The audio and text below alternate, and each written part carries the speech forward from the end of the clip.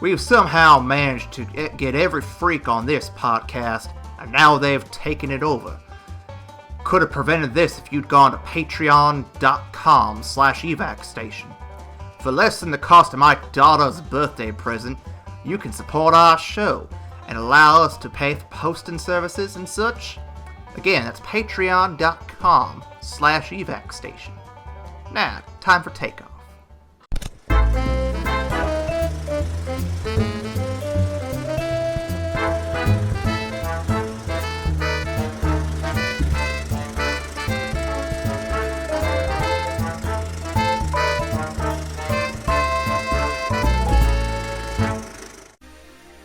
We've taken control of this plane, and now you're going to listen to us, listen to this podcast, or we'll take you out, and you don't get a parachute. This is the After Credits cast. I am Cam Aaron Poseska. God, it's horrible. I don't have just bad puns, though. I have two co-hosts with me, and they are Ryan Diamond Dog Metters.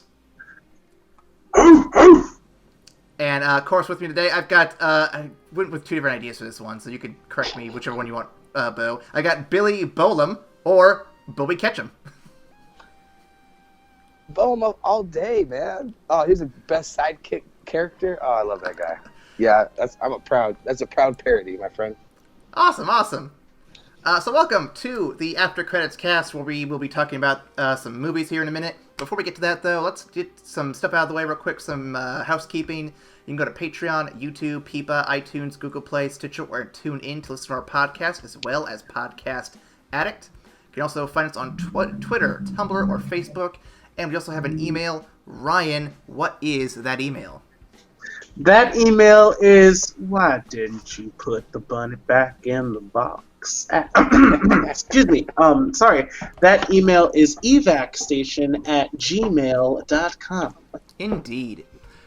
So, we'll start off with every episode with a little bit of what you're watching. So, gentlemen, what have you been watching this past week, aside from the stuff we've been doing here?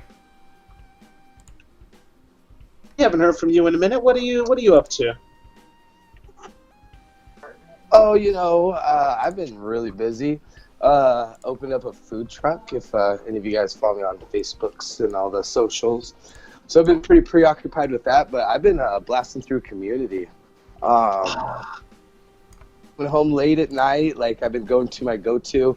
And I gotta say, this show holds up so amazingly well. Like, if you haven't watched it, please go watch it. If you've watched it, please go watch it again, because just with the end game coming and with all those cameos.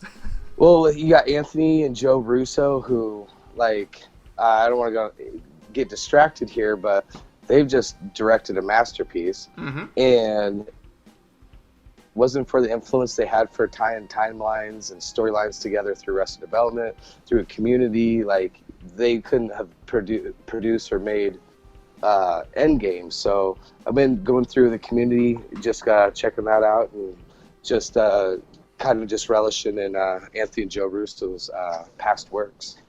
Yeah, I actually tried getting my fiance into Community a little ways back. I showed her the D&D episode, which is like their best episode. And the so good. Which episode was it? It was the the timeline episode where they make the alternate timelines with that pizza delivery thing. That was fun too. That was pretty conceptual, though. I could see where you could why you would want to intro that episode to your fiance, like future wife. You're like, girl, if you ain't gonna get it, you're not gonna get it all. So please, our future depicts on this. If you understand this show, it's either I'm leaving you at the altar or we're getting married for the rest of our lives. So, girl, please love this show.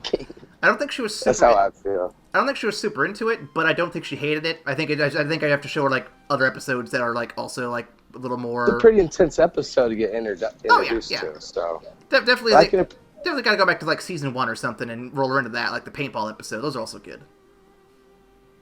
Oh, they're so good. I love a bed when he is, acts like a romantic type, like when he's Han Solo, or acted like Don Draper from Mad Men. He just switches out of these characters so well, and he's extremely charming in these roles. That one episode where he went full Nic Cage. Oh man, trust me, I got notes. I'm very excited about this next series, boys. I'm excited too. Letterkenny, If you're not watching Letterkenny, you suck ass. Go out and watch that show too. Ryan, what have you been watching? Well, speaking of girlfriends, my girlfriend got me into. Well, she formally requested that we watch this show, and I was very hesitant because it's really not my bag. But I did it for her because she loves horror, despite the fact that it scares the shit out of her, and she had already seen it. So I said, "Well, Aaron will love this." I sat down and watched all of Haunting at Hill House. Yes! Ooh, Yes! nice. Holy shit. Okay, Ryan. We don't have a lot of time, but give me the deets. What did you like? It was... Okay, I mean, the whole thing was fantastic, and I found myself getting really, really pissed off at the beginning that the show was so well made because I was getting so scared and I wanted to just be like, nah, I'm done, fuck it. But it kept pulling me with how well made it was and how well crafted the family's story was. It's like at the heart of all this paranormal bullshit, you have a really compelling story about these 5 kids who went through nonsense and like how it's affecting them as adults. And I'm like, shit, I'm invested. No. Damn it! I knew it. He saw a ghost. I knew you'd love it. I knew you'd love it. It was really good. I mean, the ending had me stunned. We could do a whole damn episode on Haunting on Hill House. Suffice it to say, I think it's wonderful. Why they're doing a second season, I have no fucking clue. If but it's I a will different watch family or a different point in the house's history, I'm down. But if it's the same family, I'm out. Yeah. I'll keep mine quick, and I mean that quite literally. I got 2 short things for my what you watching. One of which is Amanda and I are getting to The Flash. I've seen the whole series for at least the first 3 seasons, but she has not. And since we just finished Supergirl not too long ago, that was going to be our next pick. And nice. It's been good so far. Good stuff. It's a good show. I need to go back to it. I haven't had the time. Oh yeah. We're just at the point now where Spivot and Barry are dating, so yeah, that's good stuff. Spoilers. It's season 2. It's fine. JK. And then, pseudo-related to that, I saw the Sonic the Hedgehog trailer. Oh, boy! Sonic has human teeth. Sonic is... It's not great. So creepy. It's kind of bad. Oh, it's so creepy. I had to bring it up though, because I mean, like I said, it's a quick little update. They're redesigning it though, so I'm excited to see what they do with that. I feel bad for the digital artists who have to do it though, because that's a lot of fucking crunch time, and they don't deserve that. They don't deserve that. Speaking of things, if only their direction had told them to make it better from jump. If only their publishing company, who is it now? Is it Warner Brothers? Oh wait, no, Sony. It's Sony. If only Sony's CEOs had looked at this and said, "No, you can't do this. This is bad." Well, there's a huge market for it. That's something we haven't really tapped into. Is where as we see Marvel evolve into, because we've seen a lot of not great Marvel movies, and it took a lot of stumbling. You take Fantastic Four, back in the day, blah blah blah. There's been a real evolution with the Marvel universe as far as the movies go. And so I'm really curious to see if there's a taper off point of the Marvel universe, is it we kind of move on to see if there's going to be an effort and a budget put into video game crossovers. I think it's possible, but and I think we're going to see it very soon if we haven't already, because by the time this comes out, Detective Pikachu will have released. I'm excited to see how that does, because everything about that looks like it's doing much better. Yeah, you think so? I mean, visually, it's gotten a lot more positive response, and I think that the brand name and all that stuff alone will be enough to get quite a good chunk of change. I don't think it'll be the top box office movie of the year by any means, right, but it'll definitely be in top 10, I imagine. I think there's definitely be a cult following with it, but someone for me who's a little bit outside the culture of Pokemon, I'm a little bit confused. Detective Pikachu, I have a very like broad, education on Pokemon. So, what is Detective Pikachu? I'm not super familiar with it, but it's a spin-off game in which you play a detective and his partner who is a talking Pikachu. But I've not played the game, so I don't know exactly why he can talk. And I assume that would be a spoiler for the movie, so I wouldn't get into it even if I did know. That don't want to go too far. But so you think they chose a storyline that's so off topic that no one, like even like fans of Pokemon, won't have a preconceived notion going into? I think so. I think that is probably the smart play as well, because if you look back at the Resident Evil movies, they're successful, surprisingly so, because they deviate from the game so much. Like, enough of the stuff is still there, but you're not rewatching the game but as a movie. You're watching something else within the world of that game in a movie form. And I think that is what's working here as a starting point. And I think if you build off of that, you have a chance to really make an adaptation of the main thing, but you've got to prove you can make the world and the characters of that world before you can dive into the actual story everyone's familiar with. And definitely the broad audience is going to be more open to origin stories and interesting characters. So it'll be interesting to see how Detective Pikachu takes off. Mm-hmm. I'm cautiously optimistic. We'll see. We'll see. Speaking of cautious optimism, let's talk about this week's movie. Tonight, we're kicking off what we're going to be calling The Rage in the Cage, Volume 1. There are dozens of Nicolas Cage movies to cover, and if we learned anything from our Ghibli Fest series, it is not wise to blow your load all at once. So we'll be covering just 5 movies this year, and maybe we'll revisit this theme next year with 5 more Nick Cage movies. No promises, but we will look into it later.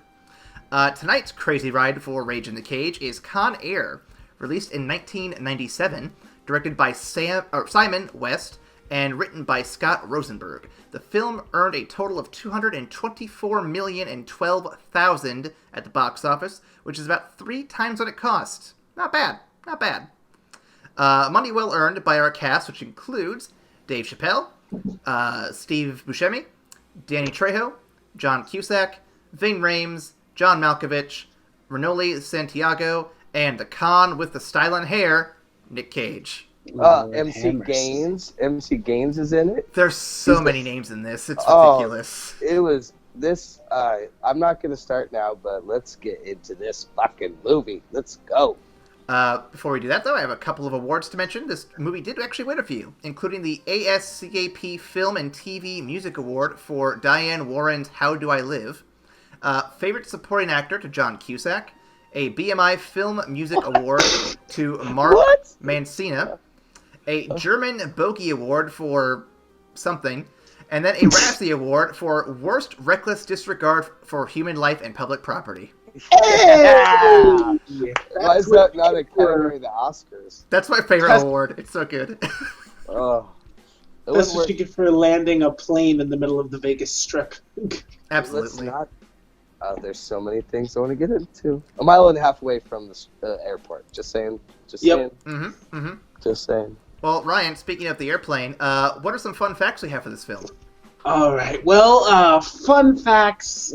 First off, since we were just talking about the airplane, the real Conair uses 3 different types of planes. This includes the Harker 800, the Boeing 737, and the Saab 2000.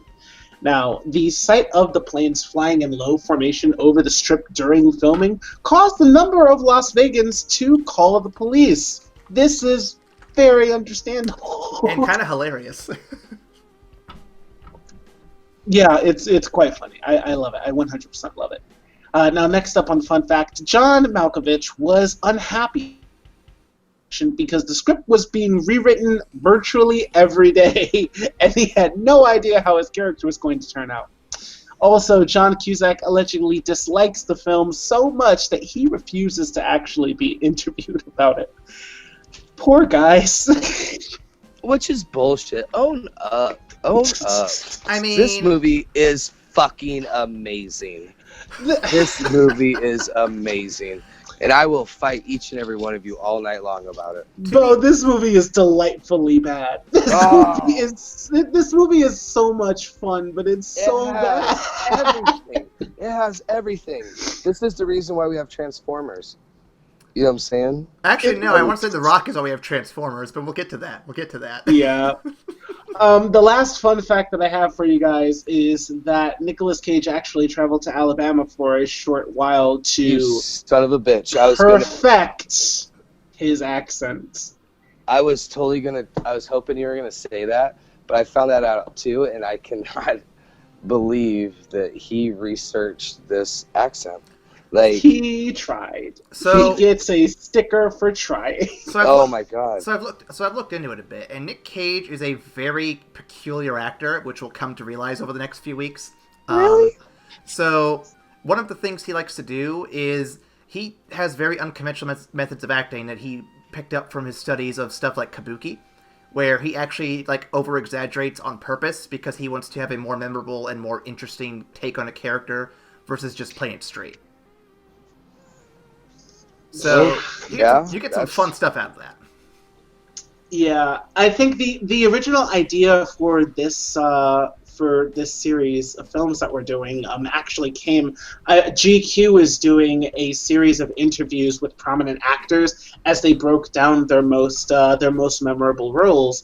And as soon as Aaron and I saw that they did one on Nicolas Cage, of course we both watched it and we both had a grand old time. But we're like, we really need to do some of these movies because there are a couple of on here that we've never even heard of, but the small clips that we've seen were just like, this is too ridiculous. We can't not see this movie.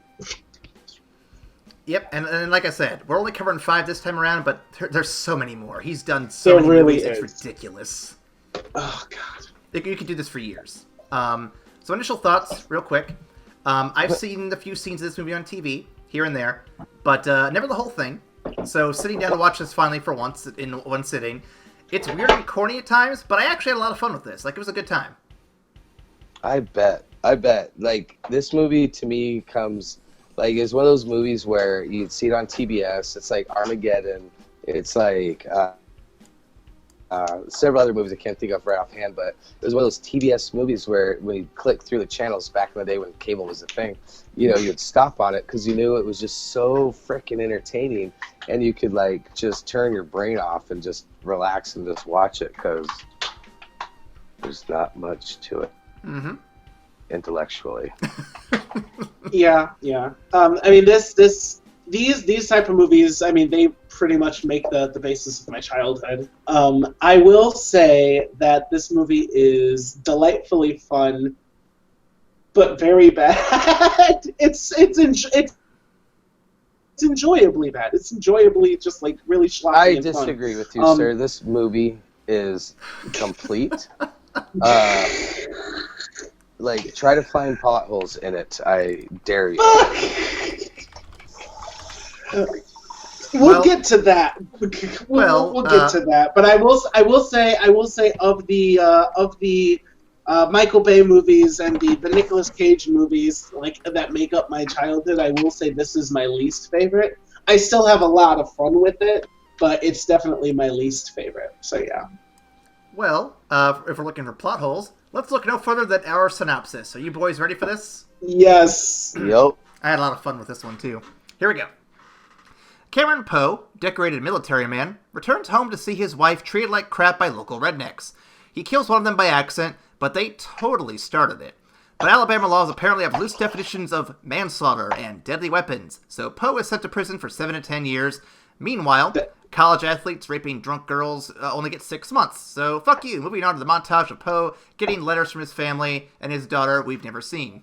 That's plot hole number 1, Bo. That's plot hole number 1. It's in the fucking prologue. I'm sorry. Continue, please. No. Continue. Let him get through it.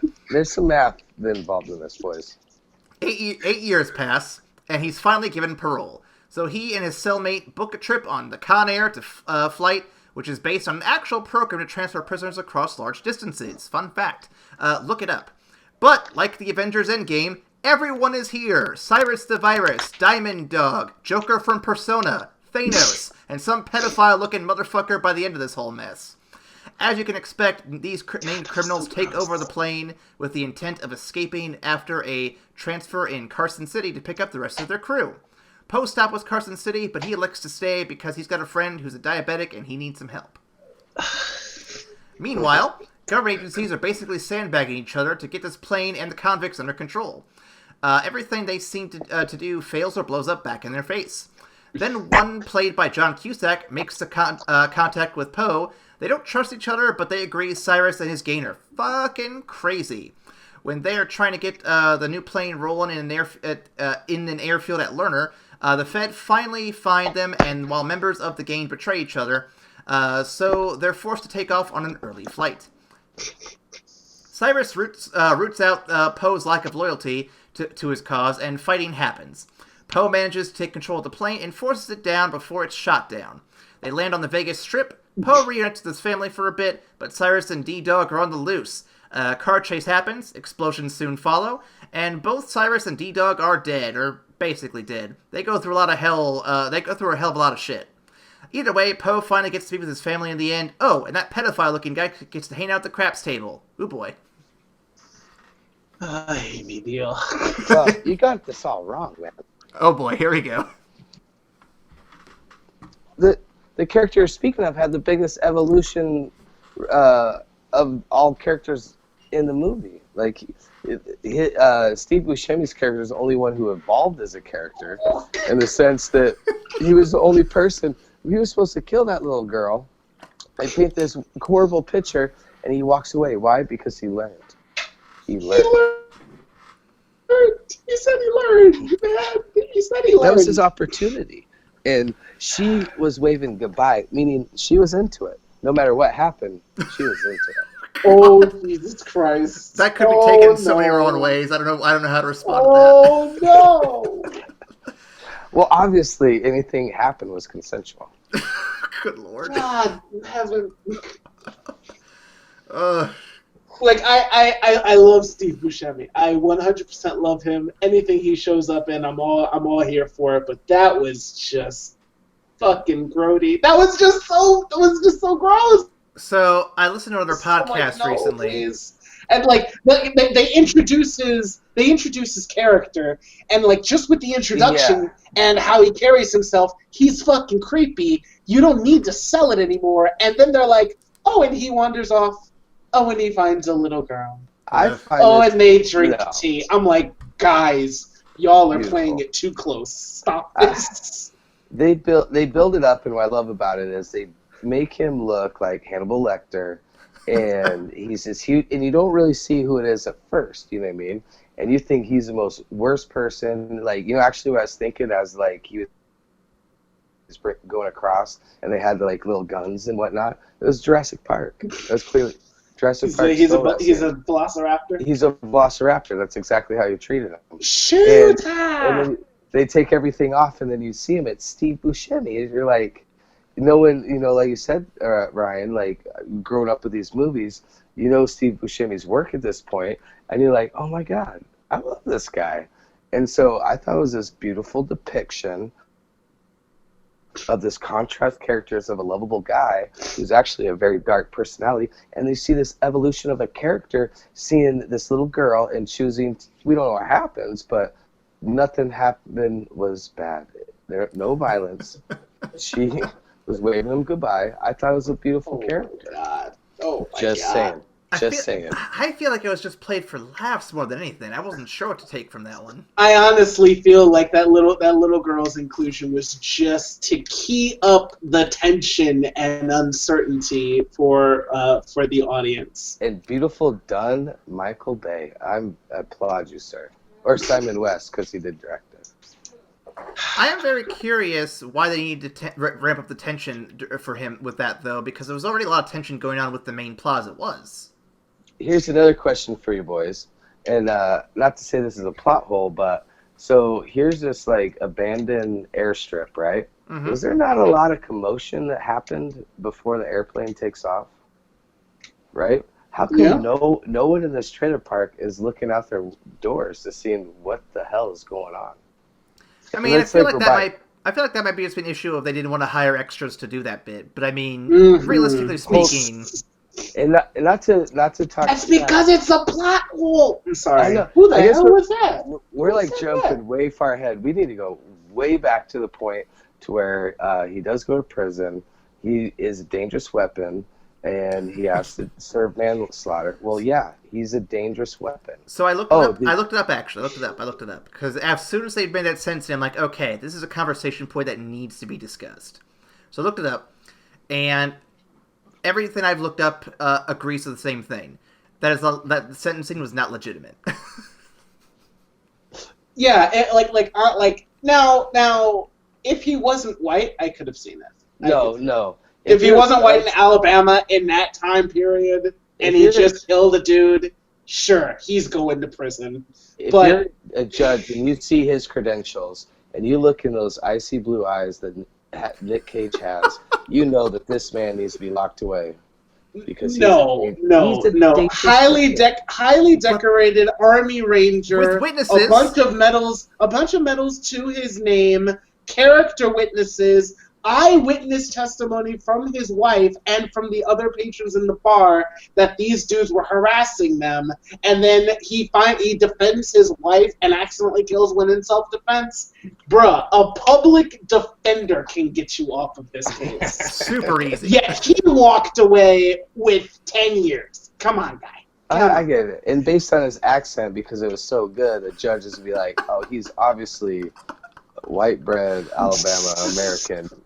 That's deadly weapon. Nah, we gotta put that man in prison. He's a menace to society. Side note, do you like how even in the Michael Bay movie, a woman who's 6 months pregnant is completely six-packed? Yep. I mean, you gotta keep it, hot for the kids. Oh my god. Yep. So like watching it though, like because I haven't rewatched these movies in quite a long time, and he is using the same techniques that he voiceover exposition. God damn it! I froze right before every time. But there's always the voiceover that like really explains the story, and like we'll see in The Rock later on, like how this is an example later. But it's so crazy how like you can just see how much of the Michael Bay movie and how much he really hasn't changed in his directing style or producing style, rather. Yeah, I mean you can like it's definitely Hallmark Michael Bay, like 100%. And I fucking loved it. I thought it was great. I mean it's really cool and nostalgic. I wish he would do something different in 2019, but he's getting paid here nor there. He's getting paid. He's like, why? If it ain't broke, don't fix. Like that. That's pretty much what he's just like. You know what? I know what a massive amount of people enjoy. So we're just gonna go ahead and do that and have this movie make millions of dollars, and that'll be the thing. I mean, this isn't as bad as some of this director's other stuff. Like, it's still better than Tomb Raider. Still better than Expendables. I still haven't seen the Expendables. Wait, did he just do Expendables 2? Let me double check here real quick. He only did Expendables 2. Okay, well, that's a thing. Anyway, back to the conversation here. Okay. If you were in Poe's shoes... Okay, so we already talked about the legitimacy of the sentencing. So, when Poe is on the plane, he gives up his freedom to save his buddy. Or be there to help save his buddy. If you were in Poe's shoes, would you have given up your freedom to save his life in that threatening situation? We teach him that God exists. Don't you remember? Yeah, I have to like Bubba Gump or Bubba, Bubba Blue, whatever his name was. Yeah, was I the only one that felt like this was just a very an explosion-laden remake of Forrest Gump? Dude, scene for fucking scene. That part where he's dying in his arms, that is literally like Forrest Gump. It needs more flashbacks and cameos of JFK. Oh, yeah, that's fair. And what was great is as he leaves, his Nic Cage's exit line is, "I'm gonna show you that God exists." And it's like, what are you talking about? And what was in the box? Remember when he goes through all the supplies? Do you remember what was in the first aid kit? Onions and chicken feet. What? I mean, Onions and chicken feet. I mean, it's Alabama. I'm not surprised. Oh, God. So you're saying like voodoo is so like prevalent in the penal system that even voodoo is used for like their first aid kits? Well, yeah. I mean, I think it's under the Article 13. You know, Sub-law. it starts with the the line is "You remind me of the babe," and it goes on from there until it's the power of voodoo. No way. Mm-hmm. But yeah, the whole situation was weird with the whole insulin needle thing, because at first I'm like, oh, okay, it's just going to be a throwaway line at first, just because they're going to give this guy a problem later. But like, they went on with that insulin problem for like the entire thing. I was surprised how long they wrote that horse for. Yeah, that dude was dying of like 8 different causes. Like Wow. his death was like etched in stone. Like ever since he showed up on screen, I'm like, yeah, he's not making it. It has been decreed by the gods that this man will die, and Nic Cage can do nothing. Just watch. Well, like, if you look at it, is the only thing that humanized Nic Cage's character. Like, granted, he was going back to see his daughter, but he was a fucking asshole as a prisoner. If you remember the introduction, as they like gave everyone's bio, like this Cyrus the Virus, this is so and so, Johnny 23, you know, raped 23 women, blah blah blah. Which I'll be getting to that character later because that shit was fucked up. And they get to Poe, and they're like, oh, he's a nobody. He's a nobody. But still, he was a dick. He was picking fights with all the other inmates. Like, he was there just to go home. He had an easy job. He could have taken it easy. But he just was sitting there, like, being an asshole the whole fucking time. I mean, it's not like it's out of his character, though. I mean, it makes sense because he was wrongfully imprisoned, and everyone around him is literally a killer, a rapist, a gang leader. So, I mean, I kind of understand why he's on edge and wanting to, like, just make everyone keep arm's length away from him. Right. Remember, right before he fought the dudes that he killed, what did Monica Potter say at 6 months pregnant with no belly showing? What did she say to him? You're not this guy anymore. You're not him anymore. So it goes to show you that this dude has a violent past. That's fair. That's fair. All right. I give you that. Yeah, because I'm going to annihilate every plot hole in this movie. Bring it. Let's go. I wouldn't call it a plot hole. I was fine with him being the way he was. It made sense to me. Right. Like, I wouldn't say, like, so perhaps my earlier claim was a little facetious. It's not that this movie is laden with plot holes. The movie does, in and of itself, make sense, except for the bullshit-ass sentencing that he gets at the very beginning of the movie. Pretty much setting off the premise, but... Like, let's think about it. Hold on. We're breaking this down. So if the judge knows him, they knows that he went to the army. Yeah, they know everything about him. He is a deadly weapon. He has a history based on what she said there. You don't be that guy. Don't be that guy. So everyone knows. So maybe this is his third strike. Like, maybe that's a plot hole. We didn't have enough of an origin story of Cameron Poe where he becomes. But at the end of the day, we do have evidence that he has a violent past. Therefore, making sense to why he was sentenced so hard. Plot hole, boom. That's a possibility. However, if the judge had brought that up, like, at any point during the sentencing, yes. It was a long-ass movie. That got lost in editing. And we all come on. That was an editing mistake. Like, so we can't... That has nothing to do with storyline and production, okay? I mean, it does. It does, but... I know I just put my mouth on that one, but like, yeah, it's a side tangent. We're not here to talk about that. It's an editing error, Ryan. Just like when they put Martha in Batman vs Superman, it was an editing error. They should have cut that out. Exactly. Thanks, Aaron. Yeah, that's not the crux of the whole fucking movie. Of course not. I'm glad Aaron has my back. In a very sarcastic way, yes. Yeah, sarcastic. Like, it's a half truth, so I'll take it. It's all good. What else? Okay. Do you think the accent works for Nic Cage in this movie? Why or why not? Go ahead, Ryan. It works only in the sense of how ridiculous the rest of the movie is. Like it fits in the overall symphony of nonsense that is Conair, and it makes it fun. It makes it a lot of fun, and you can tell Nic Cage is having a blast with it and is really like actually trying. Is it good? No, it really isn't. But it absolutely fits the tone that the movie is going for. So I'm not mad at it. I just laugh at how bad it is. I disagree with you 100%. I'm saying, like, this movie works.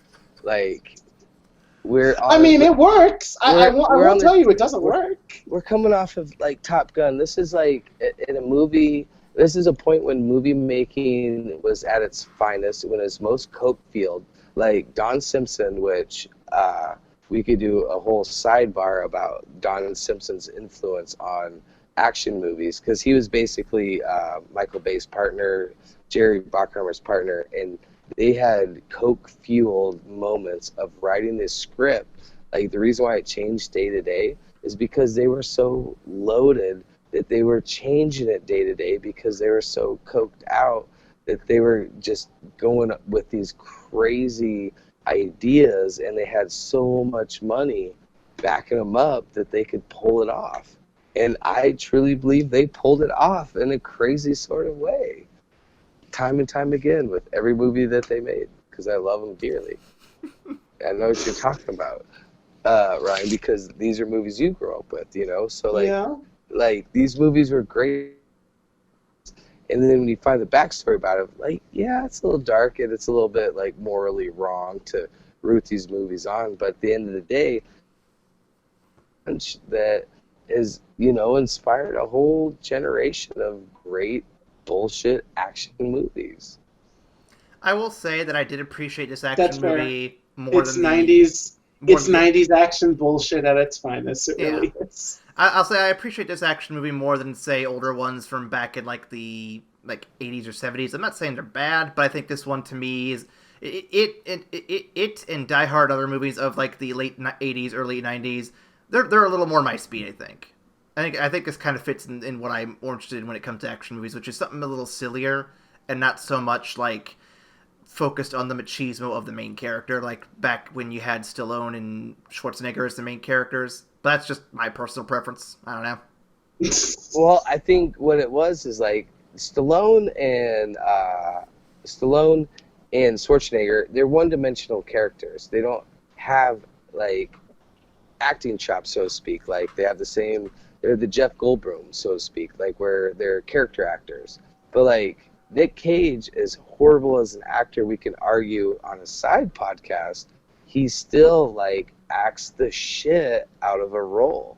You know what I'm saying? Like John McClane, Bruce Willis, like they really bring a certain difference. Well, I guess that's not true for Bruce Willis, because he's pretty much the same every time. But but you know what I'm saying, with like Nic Cage, he like brings a different level of extremism to his characters that like you have to respect. Like he lifted this character in this movie to a realm to where they made $200+ million when this movie should have done shit, man. That's fair.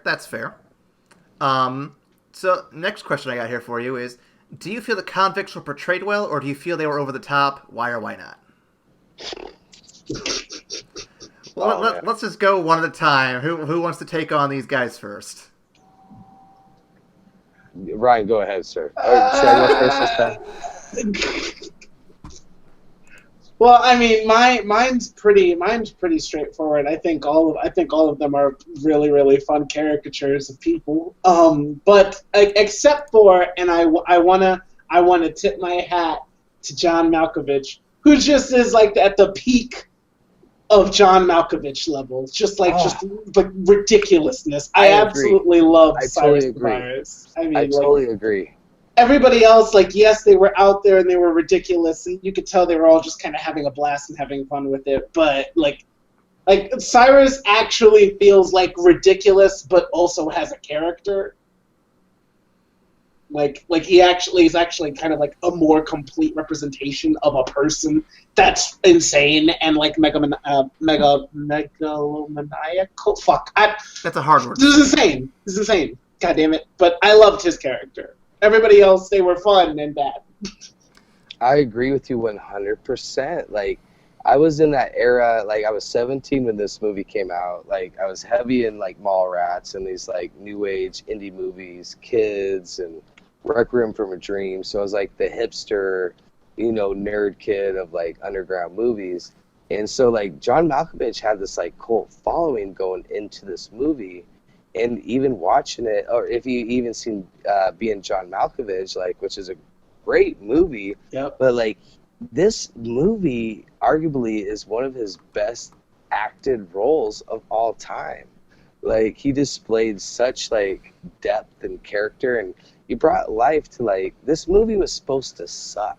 This movie was supposed to be horrible, and if it wasn't for John Cusack, Nic Cage, oddly, his bad acting, but John Malkovich really carried, like, this certain level of, like, intrigue to this character of Cyrus the Virus, who was batshit crazy, and then somehow initiates this huge, like, overcoming of a plane, man. And being a big fan of his work at the time, even though the movie was shitty, like, the dude crushed it. I'm just looking at the list of actors and characters here real quick, because I wanted to see who they all were, so I could kind of get a name to a face and everything. So Pinball, Dave Chappelle. I liked him. I think he was he was annoyingly energetic, but it worked for his character. It did. MC Ganius Swamp Thing. He was just kind of generic. I mean, he did what he needed to do and was there. I was fine with him. Great. Jumping up to Billy Bedlam, played by Nick Chinland. He was okay. I think that he definitely was a good foil for Nic Cage's character. He played...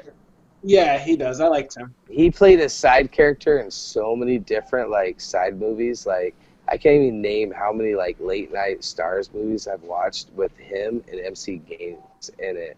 And so, like, watching this movie back now, like, watching all these other ones, like, I've seen so many of these guys' work. It was just mind-boggling. I've got Sally Can't Dance, played by Renali Santiago. I didn't get this character at first, because when I was watching it, I was, like, looking away for, like, 2 seconds. I came back, and they're suddenly there, and there's, like, this character who's cross-dressed and everything. I'm like, I'm not against this character existing, but where the hell did you come from? Like, it was just so out of left field for me when I was watching this thing.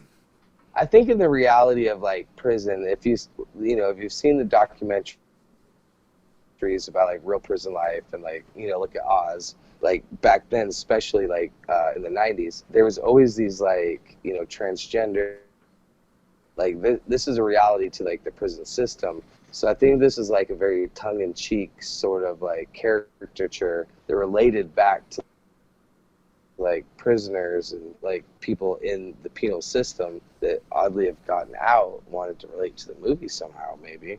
But I think this is, like, a real character in prison that you would see. The weird part is when they drop down to Carson City, that's the first thing that he or, she says is, like, I'm going to look for a dress in this dusty-ass, like, town. So does he or she steal that dress? Or how does she obtain that dress? That was, like, a side note that I really wanted to, like, get into. Ah, yes, another plot hole, you might say. I would say a plot hole, but more or less like a side, like, plot line that we should be able to follow and evaluate. Like, that's fair. That's fair. Adding more depth to the movie and making it that much more great as it was, as I was saying when we first started talking about this movie. I have 3 more here. We have Johnny 23, who I'll say, I think he portrays Danny Trejo portrays a rapist character in a way that kind of works for a film, but for me it still is kind of skeevy and gross and not really my thing.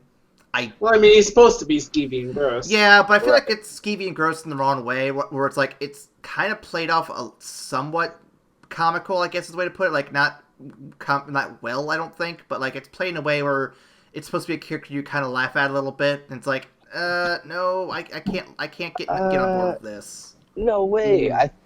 His name was supposed to be Johnny 600. Like, that, like, just puts a pit in your stomach, like, ugh. But I feel like that's not so much a actual, like, number he's achieved, but more just, like, oh, hey, I'm so good, I can get 600. Like, no. Oh, he says in the movie, because I've seen this a million times, they should have called me Johnny 600. And then Cyrus the Virus says, well, it just doesn't have the same ring. But when he goes back to the scene where he has the prison guard, he goes, now they're going to call me Johnny 24. So, like, yeah, there lays, like, this super creepiness, but, like, I mean, it also adds up to, like, this payoff to where when they go through the wreck and they move his body and then they take his arms separate from it. So, like, as dark as they make this character that he possibly raped 600 women, which is disgusting, at the end of the day, he gets his arms lopped off, like, in a bad landing. So, it's a big payoff, I think, at the end. Maybe. Ryan, where do you land on this one? I mean, I feel like the movie inherently, like, leans towards the skeevy edge of a lot of the convicts, because as fun as the characters are supposed to be, they're supposed to be, like, these are the fucking bad guys. These are skeevy ass people. It's why I still stick to my guns that the little girl scene was there solely to make the movie goers as uncomfortable as possible with Steve Buscemi's character. So I think it was the lightest intentional. Part of the whole movie. I think it was No. It's like that. Okay, we'll get to that character later. Johnny 23. I like his character as an established villain. I don't think he has like a huge, like a well-rounded character. I think they definitely just play into stereotypes and the fact that he's a gross fucking rapist that deserves to die. So they lean hard into that, and then when he gets his comeuppance, then everything is hunky dory. So I think it was intentional that they made him skeevy as fuck. Yeah. Hitting up Vane Rings here real quick. Diamond Dog. I like. Oh my god! Oh my god! I totally forgot about this point. I don't have my notes in front of me. I have so many notes for this. Oh, it's so many. Oh my god! I'm so pissed that I forgot about this. This is the most racist movie of all time. Okay, go ahead. Take the floor. What do you got? Oh, dude. Oh, I wish we could play clips so we could all like watch the part where they intro the part of Diamond Dog. He was a black activist. And the only reason why they never explained his crime. The only reason why he was in prison was basically because he is motivating the black community to be better than themselves.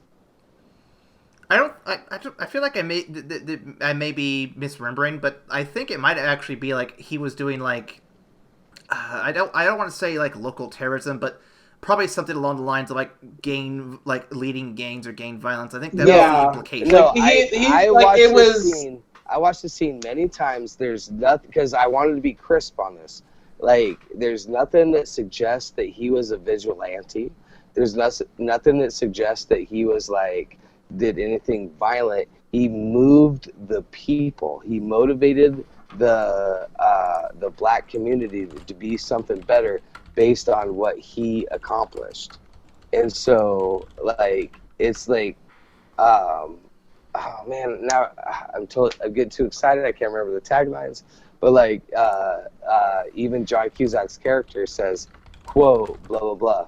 I hear someone type in the background. Someone looking this up. I'm looking up some details.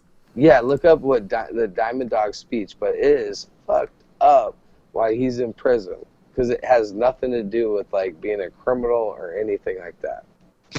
Yeah, but essentially when you see his actions around all of the other inmates and the fact that he's willfully going along and just murdering prison guards that he can like look, I'm not gonna. Who did he murder? Okay.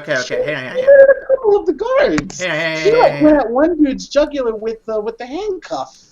So I'm looking at fandom wiki, which breaks down all the details of the character and everything. So, according to this first paragraph here, Nathan Jones, aka Diamond Dog, is a secondary antagonist to the film Conair. He is one of the convicts involved in the hijacking of the plane, the jailbird. He is an ex-military black supremacist leader convicted of multiple murders. Diamond Dog is portrayed by Ving Rhames. So he does have multiple murders under his belt. No, there's no more detail than that. It goes into the plot of the movie, so it doesn't give any more background falsely information. accused black man in America. Yeah, did he commit those murders? Did he commit those murders? Was he just, oh, wait, here we go. Here's more details. Here's more details. Conspiracy. Diamond Dog was a general in a black supremacist military group known as the Black Guerrillas. He was found guilty of blowing up a meeting of the NRA members, claiming they represented the basest negativity of the white race. During his incarceration, he wrote up a book, yada yada yada. So he actually blew up a National Rifle Association location. He blew up a bunch of white. Oh my God, damn. Cool murder, cool motive, still murder. Yep, still murder. All right. I'm not disagreeing with you on the racist part. Like, Ving Rhames' character was essentially a character of every militant black activist, and then said, okay, and now he's a bad guy, like everybody else thinks he would be. And even the line, they're talking, like, he's got a book deal coming out, they're talking to Denzel about the movie. I'm like, okay, guys. Right. That's a little far. Can you stop? I will say though that what I did like about his character was the one moment where he was actually like. So there's a moment where Nic Cage talks to him and tries to convince him to turn on Cyrus because obviously he should be the quote unquote top dog. He should be in charge. He shouldn't be bossed around by this guy. I kind of like that dynamic, and I wish they'd leaned into it more. Yeah. All right, well, last one on my list here is Cyrus the Virus himself. This ties into another question I have, actually, so I'll just jump into that now. I thought the character was fine, but then I found out who else was listed as potential people to portray him. And I found out Willem Dafoe was one of the potential choices for actors. Oh, my God. And I gotta say, I think, regardless of John Malkovich being good or not, Willem Dafoe would be a pretty interesting improvement. I fucking love Willem Dafoe, man. I don't know if he would be an improvement. Dude, he would be scary as fuck. I love Willem Dafoe. I would 100% love Willem Dafoe. And I think he would bring definitely a different characterization to him. I don't know if it would inherently be better, though. Because John Malkovich knocked that one out the park. He took the ball and ran with it. I mean, saying John Malkovich knocked us out of the park is saying he'd get in second place in the Special Olympics. Like, it wasn't hard because the script was so... I mean, it was an awful movie at the end of the day. Like, between me and you guys. Like, we won't tell anyone listening. We won't tell anyone. Right. It was still complete and everything. I loved everything about it. But at the end of the day, but William Dafoe... But think about 97 William Dafoe. So you're watching this movie, we don't really know a whole lot about him except from Platoon and some crazy parts. I think he would have been too extreme. He would have been too good for the movie. Like, he would have brought such a level of crazy to the character. It would have distracted how bad of an actor Nic Cage was in this movie. I don't know. I feel like that combination is something I want to see more of, though. All that shit. Yeah. It would have been great, though. Like, it would have been awesome. That would have been awesome seeing him in this movie. Like, it wouldn't be John Travolta, Nic Cage combo, but it would be a good, like, competition to that. Like, it would be fucking... The world has never seen its like again. Actually, like, the universe would shut down. William Dafoe and Nic Cage in a movie actually sounds pretty fucking epic. I'd be down for it hardcore. I'm with you, Aaron. All right. Recast that. Let's jump down real quick. So now, I'm going to jump down to this last question here because we're going at an hour here. It is said that this film is where Nic Cage turned from being mostly indie films to doing more action-centric roles. Do you prefer Nic Cage's action roles or his dramatic roles more? And was this shift in focus good for his career? I definitely think money-wise it's good for his career. He's probably made a lot of money from these, for sure. He also spent a ton of money on some dumb shit. So was that was his success his demise? Like, did it just feel the crazy that is Nic Cage? So the more money he got for these roles, feel more crazy, eccentric acting later on? Because I would argue that Conair was actually the last great movie where things really started taking a turn. So I think like the success he had from this like really kind of fucked him up, because you really saw like just some crazy roles after this point. I don't know. So I think, if we're talking seriously about Nic Cage as an actor, I think he relishes the opportunity to really like go like balls deep into a role and just kind of like act the fuck out of it. And he had a lot of that freedom. He had a lot of freedom to do that in more indie roles, but I think he retained that level of commitment and that level of like personal freedom as an actor, even as he transitioned to bigger roles. So you like more of the world got to see him after his breakout with Conair and then and The Rock and his like more like mainstream stuff. But he still got to be like as silly and as crazy as he really kind of wanted to be, because he was able to maintain that kind of star power status with those movies. So I definitely see it as an improvement, because the environment around him changed, but he changed very little. He managed to keep that integrity to his version of the art. And I applaud him for it. I think he's like a victim of like the Michael Jackson syndrome, where he was crazy, and the more he did, the more the world just exploited that craziness. And maybe, but I don't think it's that extreme though. No, there's definitely some extreme examples we can take it, but I think there's a little baseline of like where we found a crazy person that was just willing to put himself on the line, and he kept getting paid. Mm-hmm. Paid for it, and they kept feeding this animal. And it's not an animal in the negative sense, but you get what I'm saying. And it's not like he stopped doing indie films. I mean, he did one last year, Mandy, which I saw, which is weird as fuck, but like it's Nic Cage to the core. So he's still sticking out his artistic passions and whatnot. So I don't think he's abandoned who he was. Like, is he aware of like? I'm not saying he's a joke of Hollywood, but he's definitely like when you watch a Nic Cage expecting a Heath Ledger Dark Knight performance, you know what I'm saying? Like, you're expecting it to be very tongue-in-cheek and very over-the-top and crazy. And is it by his choice, or is it by his choice based on the fact that he's just fucking batshit crazy? I think there's a level of him aware, and I think he leans into just how crazy he can get.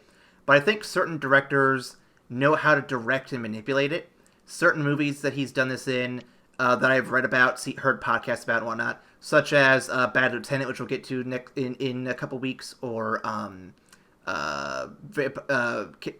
Vampire's Kiss, I heard about through a podcast. Oh, amazingly awful. He plays these roles in such loony ways, but directors have a way of like directing him and reeling him in to a certain point, and that's how they get the certain performance they want out of him.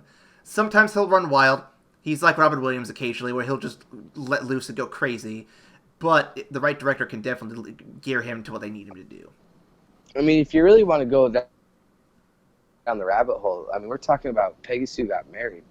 Like, very crazy movie. And once again, it's a situation where he actually has not aged one single day. Between Conair and his first movie, he looks exactly the same. Like, his hairline was always receding. Like, he always just looked old as dirt. But, like, these are just, early on, were just very crazy roles. And I just think they found someone that they just had no fucks to give and just gave everything to a role. And they just kind of, like, let it roll with them. Well, and speaking of no fucks to give, let's go ahead and jump to our mailbag real quick. If you want to reach out to us on Tumblr, Twitter, or Facebook, you could leave comments there on our social media platforms. You could also reach out to us on our email. Ryan, what is that email? Excuse me. Sorry. That email is evacstation@gmail.com because I couldn't think of one on the fly. It's fine. We can't all be winners. Great segue, by the way, Aaron. I try. It's even better when you call it out. That's what we do here on this podcast. You can also leave comments down below on the YouTube platform and everything else. Let us know what you think about Nic Cage's performances and what you think about this film in particular. We'd love to hear you guys. With that in mind, let's jump straight to our ranking. Again, we have platinum, gold, silver, bronze, stone, dirt, and shit, and all the colors in between. Gentlemen, what are we going to rank this film? Good God. Don't ask me this question. Are you gonna get platinum, Bill? I mean, how are we ranking this, okay? So are we ranking this as, like, great 90s action movies that are horribly cliche and pack everything that's entertaining? And I rank this pretty high. If we rank this as, like, a classical masterpiece, then it's going to get ranked, I guess, pretty high, you know? All right, I'm going to base it on a scale of Nic Cage movies, because we're getting into this theme. I'm going to put this at a gold status. I felt like, budget-wise, it returned what it needed to, which was cool. It won a Grammy for Best Song. It was a great summer blockbuster. I've seen it many, many times. I'm entertained by it every time I watch it. Nic Cage's accent was fucking trash and awful, and I've made fun of it since the first moment I've watched it. And all in all, very entertaining. I'm gonna give it a gold. All right, Ryan, when you want to step in, what do you got? All right. I'm not as keen on it. Like I mentioned, like of his work, this is one of my least favorites. But I haven't seen as many of his works as I'd like to, and I have a feeling there are going to be some others that I really don't like. So it'll be much worse. Oh yeah, there will be much worse. So I mean, honestly, thinking about it, like it is one of the movies that I grew up with. It is very entertaining. Like time does not do it any favors, definitely, but like it's definitely entertaining. It has a plot, and it's laughably bad.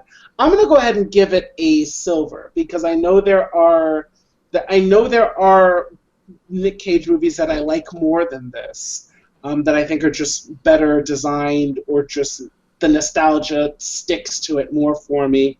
And I know there are going to be some real bad ones coming down the line, so I won't hit this one too hard, and I'll give it a silver. Oh yeah, just wait. I will go middle of the road, and I will say bronze. I'm not saying it's bad. I'm saying it's middle of the road for Nic Cage because I have seen better, I have seen worse, and I don't think it is in either of those spectrums. I think it's definitely middle of the road. It's inoffensive to an extent. What? Well, I mean, in terms of Nic Cage films, it's inoffensive. Oh, so. Really? Oh.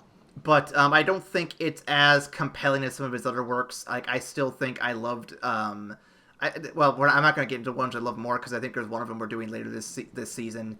But there's a lot more that he's done that I'm really into, and this one is good, but it's not as good as the ones I'm super into. So I'm hoping that we'll see some other ones that really that really shine, because I think the next one we do is going to really kick it up a notch. We'll get to that. Yeah, very, very wide. I'm disappointed we didn't get more into John Cusack's character. And then his like counterpart, I can't remember his name, but like the dude kept making fun of him for being like a huge liberal pussy. I was gonna get to that, but I feel like we've gone so long already. Oh my god, all of that, like, and the fact like the tunnel, like during Carson City is a whole nother hour of like discussion. Like this movie needs to really get torn apart. Maybe we'll revisit this in a year or two and do a part 2 of this. One thing I want to leave off with before we sign off and get distracted, the very first image that you have of John Cusack is what? Him in sandals and socks. Yeah. Oh boy. You just can't let that imagery go for the rest of the movie. Well, thanks everyone for listening, and we'll see you after the credits. Bye.